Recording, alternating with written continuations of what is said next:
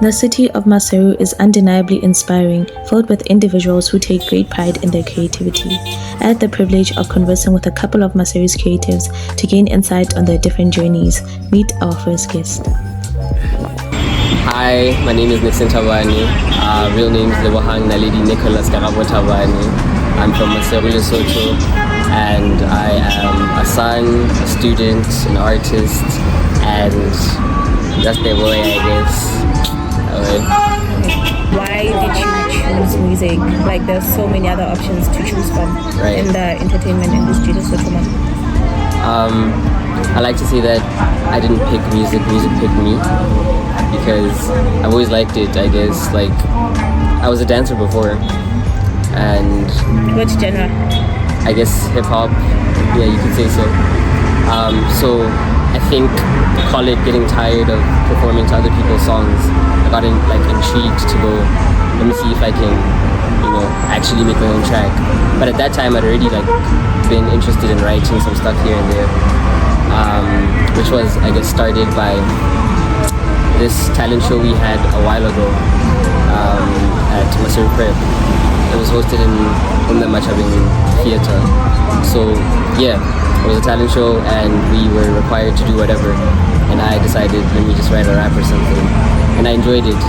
Call me an attention seeker, but I liked, how, what's the word, fulfilling it felt to do a little something on my own and then share it and get that kind of appreciation for it. So yeah, that's I guess how it started. We get the Gansi, Brenda Fancy, yeah, she's goated. I said I call her Vortex, I call her Vortex. Yeah. Who listen in game, safe to say I'll never forfeit. Or who would know? I think it's a mystery.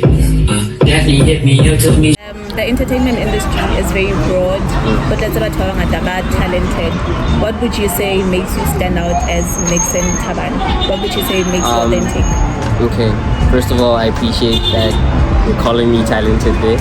Appreciate it. I think anyone can be talented, right? You can have a gift with who, and you can choose whether to pursue a career path through it, kapache. But I think the difference between people who are talented and people who are successful with their talent is the work, right? So I think I've developed a very comfortable but effective work ethic that puts me across. Like when I want to learn something about, I want to kind of try something new with my craft, I really take time to be meticulous about it and make sure that it's strengthened in whatever sense. And I think what makes it not feel like work is that I actually love what I do. So it all feels like an exploration and it's all fun, and I enjoy what I do. Yeah. So to answer your question, it's the work. It's the work. When are you your most productive self, and what do you do at times when you run out of creative juices? I'm the most productive when I least expect it. I think I've come to learn that you can't plan creativity, by inspiration to be specific. And for example, just last night I got home and I have assignments to do. I do architecture, so I always have assignments to do. But I get home and I'm like, let me just make a young beat. I ended up making 2 songs. So it comes naturally. Like that, you know what I'm saying? In the least expected moments, that's when I'm most productive, I'm most inspired. And then what I do when I run out of creative juices, it's depressing, because obviously sometimes there won't be inspiration, but I'll need to produce. I want to produce. Everything that I'll make in that period of time will sound horrible. It won't be as satisfying as it is when I'm inspired. The EP, it's more of a compilation of music than an inspired one, because last year, because all of that music's from last year. Really? Yeah, well, Nkele one song, the intro, Gordon Ramsay, I made that this year. But Bon Appetit and Who's Harder were all done last year, and therefore, I don't know if I can say this, No, but I can. Okay, it's fine. The cat's out the bag, I guess. It's actually for an album I'm dropping, a mixtape I'm dropping next year. You could treat the EP kind of like a teaser. Yeah, kind of like a teaser. The mixtape I'm talking about is the art mixtape, which I dropped 2 years ago, I think, at this point, on my birthday. So I wanted it to be like a traditional thing where, like, on my birthday I dropped An that annual mixtape. thing. Yes, that kind of thing. And I haven't dropped it for 2 years, so yeah, by next year definitely something like that will be happening. Alright. Yeah. What challenges have you faced as an artist, and what advice would you give to artists facing the same challenges? There's a lot, but I think it all dies down to,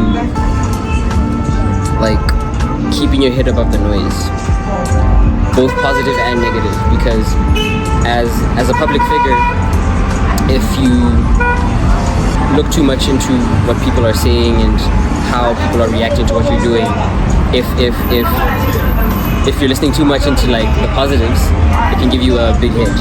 Like, it inflates your ego, and then you could forget what you started, about why you started. If you listen too much into the negatives, you can feel like there's no value in what you're doing. So I understand that there's value everywhere, but I place the integrity of what I've started on just that. Like I don't keep your head above the noise, essentially. That's a very big challenge. However, I think I'd like to say I'm doing well. I think so, because there's always hate. There's always, you know, unnecessary, what's the word? Putting down, I guess. You know what I'm saying? But, you know, you learn to, what's the word? Acknowledge that, I don't know, accept it maybe, because it's always going to be there. It's always going to be there. I think that's the biggest challenge. And then others, penetrating the industry isn't easy when you don't understand what the industry is. Yes, so I think an easy way to kind of counter that is to make industry friends, understand what But also, people are not being doing. too familiar with, like, every. No, for sure. Like, as a research thing, like, be personal with someone who's doing the things that you want to get into, so that you can tell how, like, what is being done. You know what I'm saying? Because from the outside, it's just like, who do I talk to go perform? And in our heads, before we understand this, it's just like, I can be a little but there's, like, steps to be taken, and if you're rejected, it just feels like I'm not good enough. And sometimes it's like a reason above the fact that you're good and you're, like, valuable enough to come perform. Okay, so we're in Masiri right now, the heart of Masiri basically, right? We've got the cars, Yeah. booting, people are talking. Have you ever been, you said you're a producer, have you ever been inspired by Inspired by it. something like that? It's unfair for me to say I haven't been inspired by the city, one way or another. You know, I could hear a sound somewhere, and because I'm in Lesotho, I can say this was inspired by Lesotho and this was happening. But it would have to be more specific, like that. For a specific song, for example, if I heard a Huta and a Kondai was like, yo, let's go to Hamatala, then I think about that one time we were from, I don't know, an event, then this and this happened, and I felt this way, you know. If I put myself in that headspace of surrounding myself with that experience, and I let myself, like, I'm doing this thing called soul speaking, where I play the beat and then I just record, and whatever comes out, I refine it, and then while in that headspace, this is me sharing that experience. You know what I'm saying? So yes, I'm heavily inspired by everything. Okay, it's like a freestyle about, like, your surroundings, like, right now. So, like, just try, man. Put me on the spot.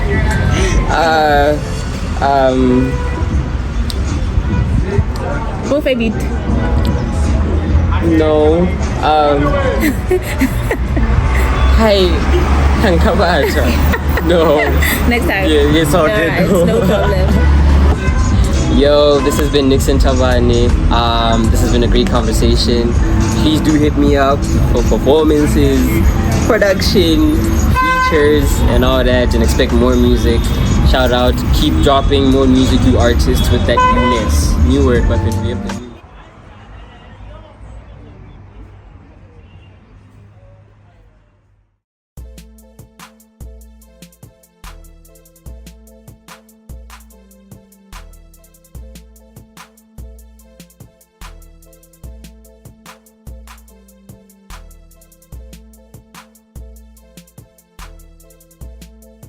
Hi guys, my name is Tebang Masa. I'm a beauty therapist specializing in self-glam makeup, lash extensions and massage therapy.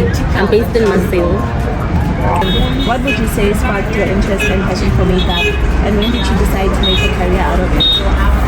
Okay, as someone who has a history of recurring acne and other skin problems, such as uneven skin complexion, I had to resort to makeup to camouflage those issues. So that's where my passion for makeup started. As a career, I could not land a job with my degree, so it made sense to pursue a course in beauty, which encompasses makeup as well as other things. So we are 10 months into 2024, right? What would you say is your biggest achievement this year as a makeup artist? Honestly, as a business owner, as a new business owner, small business owner, each and every interaction with my business is a win. From inquiries, bookings, likes, shares, all of them are wins to me. However, one of actually my biggest gig as yet was being a makeup artist for the Miss Lesotho 2024 finalists. That was, I mean, in itself, it's a huge achievement. Yes. So you receive a call or text message from the Miss Lesotho pageant. What was your reaction when you were asked to be the makeup artist on the day of the crowning? Okay, so I would like to point that my relationship with the Miss Lesotho did not start with the call. I had to take initiative and train the ladies in makeup as a way of, you know, being in the beauty industry and pursuing modeling. You have to be able to do your own makeup and all that stuff. So I had to take initiative and teach them how to do their makeup. So that's where the relationship started. So I guess in a way, not to toot my own horn, but I saw it coming. I just hoped for the best, and when it actually did, I was really humbled because it's such a huge, it was a huge gig, like I said. One of my first big gig. So it really meant a lot. The pressure that came with it, the challenges. It was awesome getting the call. Where do you see the creative industry of Lesotho in the next 5 years? Well, I see the creative industry, particularly the beauty industry, booming. As we've seen, a lot of people have been getting into the beauty industry, which is, I mean, kudos to them because it forces us to set a standard, because now there's a lot of us competing. So we have to strive to be better than ourselves and better than everyone. So I see it really booming because, you know, it forces you to take courses, it forces you to improve your craft. So that in itself is going to, you know, increase the quality of work in the industry. Okay, so we're gonna switch things up a bit, just to put your makeup knowledge to a test and the applying techniques.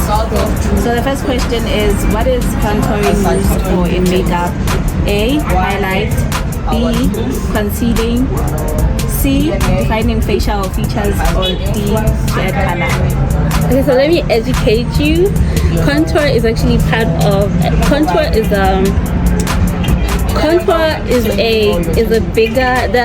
a bigger segment, and under contour you have highlight, blusher and shader. So what people normally call contour is the shader part of the contour. So contour, it defines the facial structures and it hides the features of yourself that you do not want to put forward. So it hides shader, which is part of contour. It hides the facial features that you do not want to be seen. It also sculptures the face nicely. Okay, that is correct. The answer is defining facial features. Okay. So your next question, what is the primary ingredient in lip balms? A, wax. B, oil. C, moisturizer. Or D, pigment? Moisturizer. Lip balm. Yes. Girl. The answer is B, oil. Oil, lip balm. Yes. Okay. And then your last question, what type of foundation provides maximum coverage? A, sheen. B, medium. C, full. Or D, tinted moisturizer? Full coverage, baby. That is correct.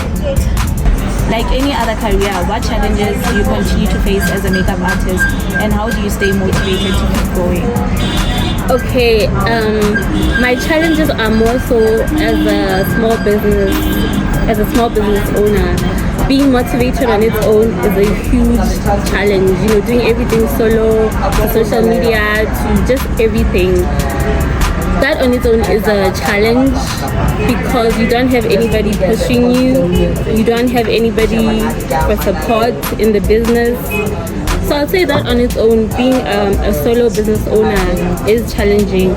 So how I overcome it, I think of the bigger picture where I want to be in, you know, the next coming years, the vision I put out for myself. So that keeps me going. Of course, and the support system, my friends, my family, those people play a huge role in me staying motivated. What advice would you give to the youth of Lesotho who want to follow in your footsteps and become a makeup and beauty artist? Okay, my advice would be to take initiative. That means learn as much as possible on whichever platform, whichever masterclass. Once you've learned, practice as much as possible. I mean, gigs are not guaranteed. Nothing else is guaranteed. The only thing that's guaranteed is you honing in on your skill, and you can only do that through practice. And practice will actually make you more confident because you can learn your mistakes, learn from your mistakes, and then practice your craft. Yeah, that is the best way to make it in the industry. Hey guys, this is Tapang again. I hope this session was informative to you. Please follow me on more makeup tips at Glam Master Studio, where you will learn more about makeup and more about other beauty services I offer.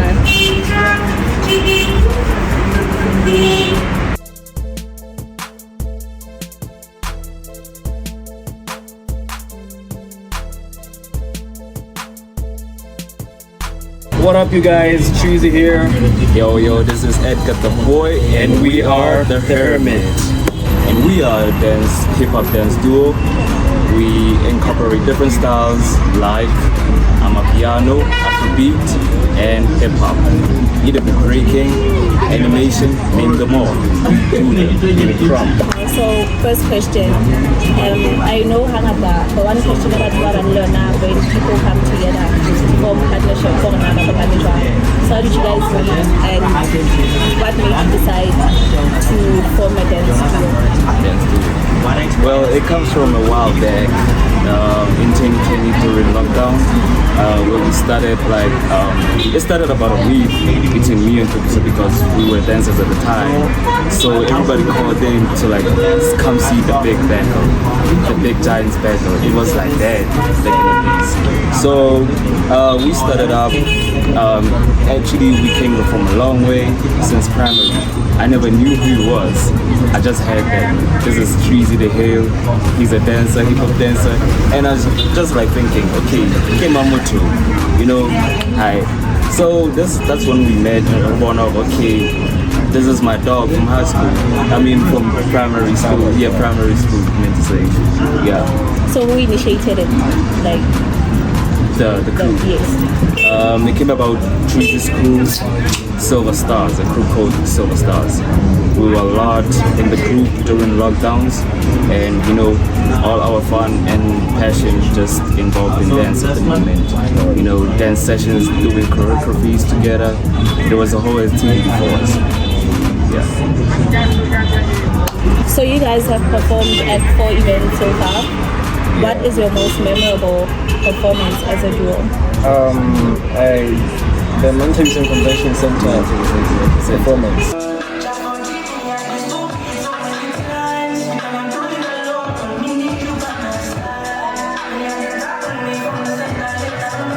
Yeah, it was a good one. It was a great one.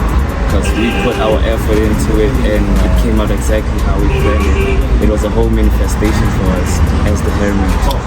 After a setback, actually, before we performed, there was a minor setback regarding sound, but then that performance afterwards, paid off. I think that's a way. Yeah. At which event events would you love to partake in, both locally and internationally? World of Dance. World of Dance and and Red Bull Dance. Yeah, Red Bull, which is actually based in South Africa at the moment. So we're thinking of taking and showing up Lesotho to the world. Yeah, representing that's how it is. So locally, actually, we want an art event, just art event, either be painting, rap, dancing. So I want a whole community where actually people incorporating art in a different way. So showing different criteria and actually embracing what dance is and whatever the art sections of art are. Yeah, pretty much what he said. Yeah. What's the one thing you want people to know about the Hermit? I don't know, but for me, people should know that the Hermit is a dedicated duo to like dance, right? It's a duo that has a lot of chemistry in it, and we are people of rhythm. Yeah, we are moved by music. Actually, it's in a way we want in a special way with the music, which actually makes us different from different dances because they can relate actually. Yeah. No, because like we come like we go way back.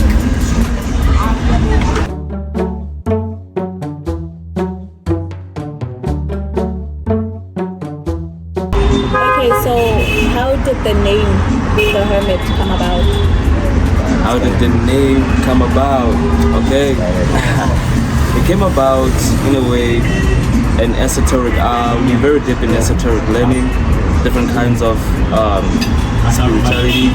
So the Hermit incorporates enlightenment, you know, some of the things that we do, our activities, they actually embody the enlightenment process, you see, because if you dance, you do it to actually be in awareness of what you're doing. Enlightenment, of course, it's just being in a process of being aware what's happening and what do you do after you're aware. Yeah. So in 3 words, what does it take to become a dancer? So like 3 words each. 3 words. Yes.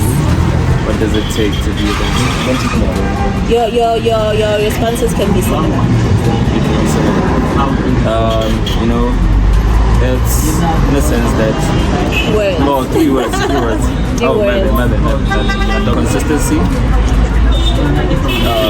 movement, move every day, fitness.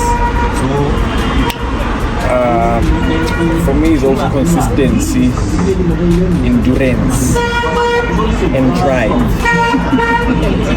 What up, you guys? Cheesy here.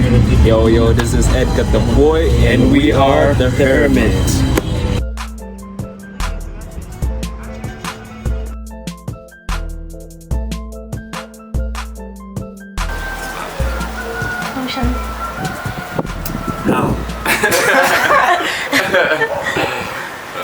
You're gonna have to fail a few times.